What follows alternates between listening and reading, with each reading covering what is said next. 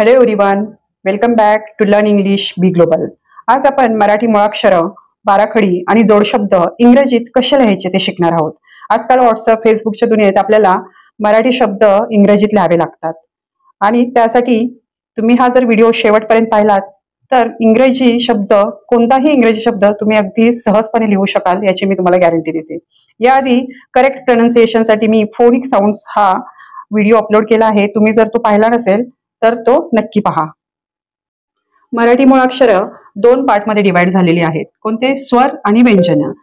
सर्वात आधी आपण मराठी स्वर इंग्रजीमध्ये कसे लिहिले जातात ते पाहूया. अ, ए, आ, ए, ए, ई म्हणजे छोटा ई, ह्रस्व ई, आय, ई, दीर्घ ई, ई, उ, यू, उ, दीर्घ उ, ओ, ए, ई, ऐ, ए, आय, ओ, औ, एयू, एम किंवा एन, आ, एच, ए. आता पाहूया मराठी व्यंजन आहे. क, के, ए, ख, के, एच, ए, ग, जी, ए, घ, जी, एच, ए, ड, एन, ए, च, सी, एच, ए, छ, सी, एच, एच, ए, झ, झे, ए, झ, जे, एच, ए, न्य, एन, वाय, ए. आता हे जे लेटर आहे याचा स्वतंत्र असा काही वापर होत नाही शब्दांमध्ये. हा अनुस्वार, या जेव्हा एखाद्या शब्दांवर अनुस्वार दिले जातात तेव्हा जो स्वर, जो ध्वनी निघतो त्या ध्वनीसाठी हा शब्द वापरला जातो. पुढे ट, टी, ए, ठ, टी, एच, ए, ड, डी, ए, ढ, डी, एच, ए, न, एन, ए. पुढे पाहूया त, टी, ए, थ, टी, एच, ए, द, डी, ए, ध, डी, एच, ए, न, एन, ए, प, पी, ए, फ, पी, एच, ए किंवा एफ, ए, ब, बी, ए, भ, बी, एच, ए, म, एम, ए, य, वाय, ए, र, आर, ए, ल, एल, ए, व, व्ही, ए किंवा डब्ल्यू, ए, श, एस, एच, ए. पुढे श, एस, एच, ए, स, एस, ए, ह, एच, ए, ल, एल, ए, क्ष, के, एस, एच, ए, न्य, डी, एन, वाय, ए किंवा जे, वाय, एन, ए, त्र, टी, आर, ए, श, एस, एच, आर, ए. आता हे जे खालचे 4 व्यंजने आहेत त्यांना संयुक्त व्यंजन असं सुद्धा बोललं जातं. संयुक्त व्यंजन का? तर 2 व्यंजनांचं मिळून ते एक व्यंजन बनलेलं असतं. दोनांचं मिळून एक बनलेलं असतं म्हणून त्यांना संयुक्त व्यंजन असं सुद्धा बोलले जातं. आता आपण बाराखडी कशी लिहिली जाते ते पाहूया. आता इथे पहा, क हा अर्धाक्षर आहे पण मुळाक्षर लिहिताना ते पूर्ण क लिहिले जाते. मुळाक्षर म्हणजे काय? तर भाषेतील मूळ ध्वनी दाखवणारी अक्षरं. स्वर आणि व्यंजन लिहिताना किंवा व्यंजन शिकत असताना आपण क, ख, ग, घ असा पूर्ण उच्चार करतो. पण प्रत्येक व्यंजनात आपोआपच अ हा स्वर जोडून आलेला असतो आणि म्हणून त्यांचा पूर्ण क किंवा पूर्ण असा त्या मुळाक्षरांचा उच्चार झालेला असतो. पण जेव्हा आपण बाराखडी लिहितो तेव्हा क किंवा ही जी अक्षरं असतात ती अर्धाक्षर वापरून त्यांना हे सगळे स्वर जोडून त्यांच्यापासून बाराखडी बनवत असतो. आता इथे पहा क अर्धाक्षर आहे, क प्लस अ पूर्ण क. आता हे अर्धाक्षर आणि स्वर मिळून बाराखडी कशी बनते, मराठीमध्ये आणि इंग्रजीमध्ये सुद्धा ती कशी लिहिली जाते ते आपण पाहूया. आता इथे पहा क प्लस अ क, म्हणजेच इंग्रजीमध्ये के प्लस ए क, याचा उच्चार काय क बनतो. के ए क, पूर्ण क.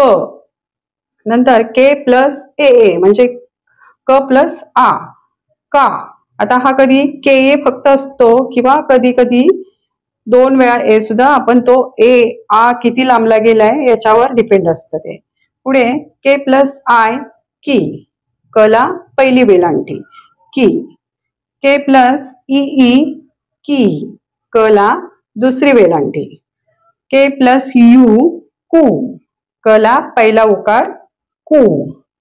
के प्लस ओ कू, कला दुसरा उकार कू.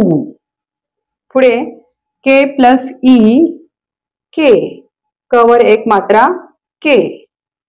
के प्लस ए आय कै, कवर 2 मात्रे कै. के प्लस ओ को, बरोबर, कला काना एक मात्रा को. के प्लस ए यू कौ, कला काना 2 मात्रे कौ. के प्लस ए एन किंवा ए एम म्हणजेच कम, कवर अनुस्वार कम असं बोलतो आपण. नंतर के प्लस ए एच म्हणजे का, बरोबर, कला विसर्ग का. तर अशा प्रकारे आपण प्रत्येक व्यंजनाची त्याला स्वर जोडून बाराखडी तयार करतो. ओके. आता आपण पाहूया या मुळाक्षर आणि बाराखडीपासून कसे शब्द बनले जातात, मराठी शब्द कसे बनले जातात आणि ते इंग्रजीमध्ये कसे लिहिले जातात ते पाहूया. आता इथे शब्द आहे एक अद्वैत. आता इथे हे शब्द हा इंग्रजीमध्ये कसा बनेल तर अ च ए, बरोबर, आणि द आणि व जोडला गेलाय, बरोबर. द चा उच्चार हा अर्धाच होतोय द, म्हणून फक्त याचा आपण डी लिहिणार. आणि वय अद्वे, बरोबर. वय वय म्हणजे काय, ववर 2 मात्रे, मग ते कसे लिहिले जातात व्ही ए आय वय. आणि पुढे त चा टी. आता इथे ए नाही लिहायचा कारण आपण बोलताना अद्वैत एवढंच बोलतो. त असं लांबलं जातं का, नाही. म्हणजे कोणतंही नाव लिहिताना शेवटी जेव्हा शब्द येतो तेव्हा त्याच्या मागे ए लिहायचं नसतं, बरोबर. ओके. पुढे पाहूया राधा. ध चा आर ए रा, आर ए. ध चा डी एच ए धा, राधा, बरोबर. R A D H A Radha. पुढे क्षत्रिय. आता क्ष, क्ष कसा लिहितो आपण के एस एच ए क्ष. आता त्र, त्र ला पहिली वेलांटी आहे टी आर आय त्री, क्षत्री. आणि प्लस वाय ए. आता हा य हा उच्चार थोडासा लांबला जातो म्हणून इथे आपण य च वाय ए लिहिणार, क्षत्रिय. ओके. पुढे पाहूया ब्राह्मण. आता बघा हे कसं लिहिलं जाईल, बी आर ए ब्रा, बरोबर. पुढे ह एच आणि ह ला म जोडून आहे, मग M A H M A plus N, Brahman. Okay. आता इथे पहा हे शब्द कसे लिहिले जातील. आता क आणि र यांचा हा क्र हा जोड शब्द बनलेला आहे क्र, मग तो इंग्रजीमध्ये कसा लिहिला जाईल के आर ए. दुसरा क्रू, तो सुद्धा क आणि र यांचा जोड शब्द आहे क्रू, मग तो सुद्धा के आर ए असं लिहिलं जाईल. ओके. आता वर्ग आणि मार्ग मध्ये ग वर रफार आहे आणि तो रफार म्हणजेच र असतो, पण ज्या अक्षराच्या डोक्यावर तो रफार आहे तो नंतर लिहिला जातो आणि आधी र लिहिला जातो. म्हणजे र प्लस जे काही अक्षर असेल, आता इथे ग अक्षर आहे, र प्लस ग, बरोबर, तो शब्द बनतो वर्ग, बरोबर. मग हा कसा लिहिला जाईल VARG वर्ग MARG मार्ग.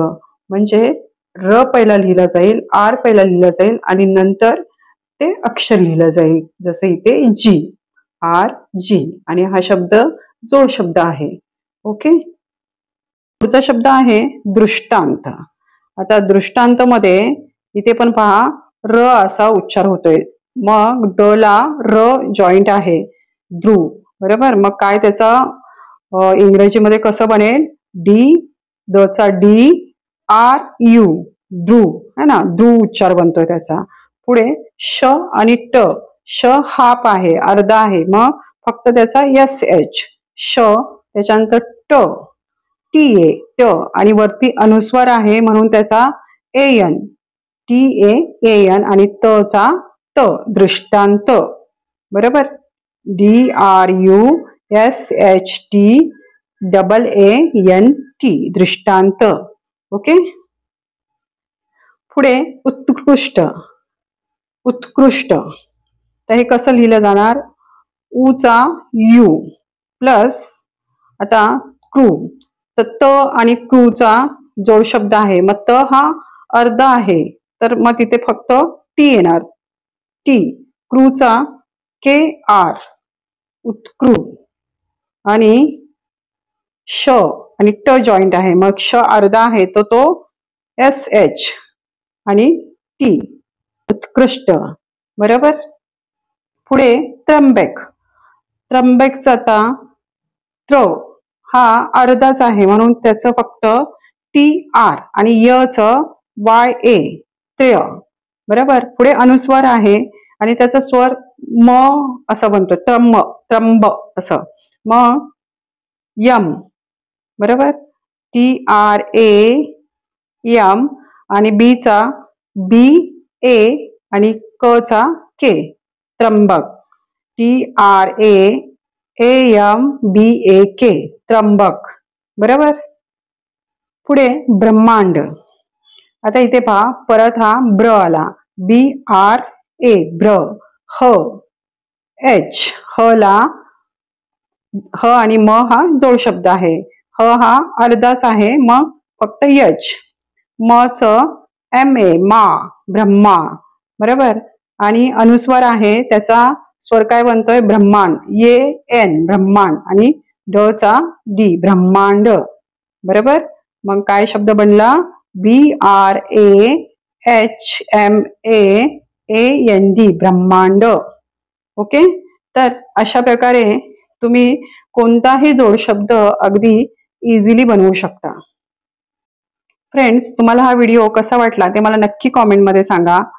आणि व्हिडिओ आवडला असेल तर प्लीज लाईक आणि शेअर करा. तसंच चॅनलला प्लीज सबस्क्राईब करा. थँक्यू.